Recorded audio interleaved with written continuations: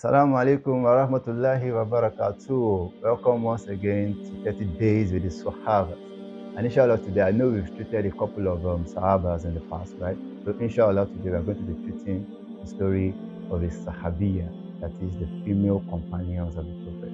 And inshallah we'll be treating the story of Asmaa bin Abu Bakr as-Siddiq.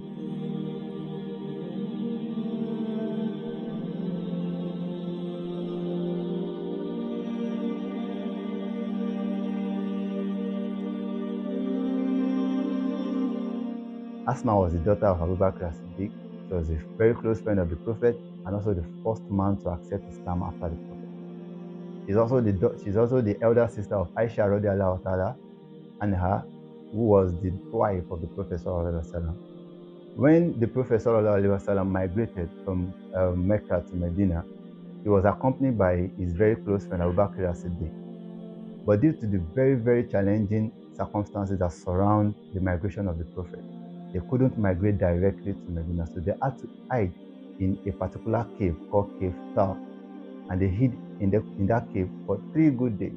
And in those 3 days, it was Asma bint Abu Bakr as-Siddiq that took up the responsibility of providing food for the Prophet while they were in the cave, right?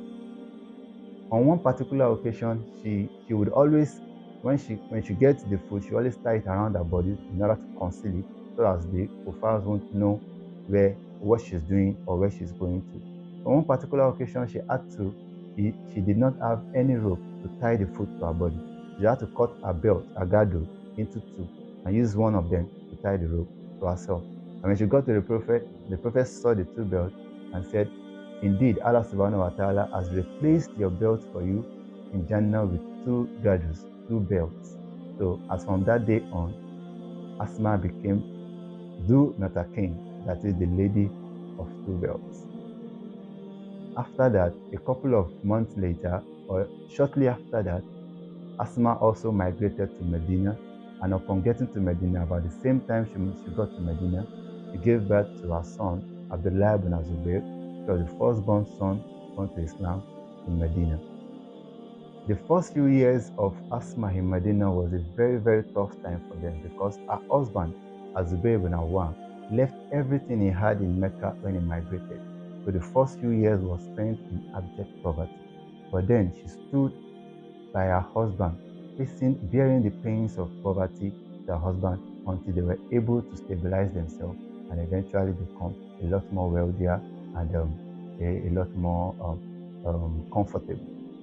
So this is indeed a big lesson for women today, to know that speaking with their husband, supporting their husband during their trying times, is indeed an act of great women, and one of such women is Asma bin Abu Bakr as-Siddiq. She lived a very, very long life, as she lived through the lives of the 4 rightly guarded caliphs, and she died a few days after her son, Abdullah ibn Zubayr, was killed in battle.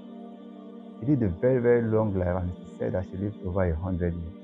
And even at that time, she never lost one of her.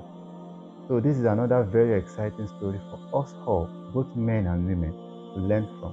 Despite the fact that she's a Muslim, she was an ideological woman that understood her responsibilities as a woman and also as a Muslim, and yet she performed them excellently. So I implore us all to take time, read more, learn more about these great people in order to emulate them, so that we as well can be counted among these great people. Jazakumullah khairan for listening.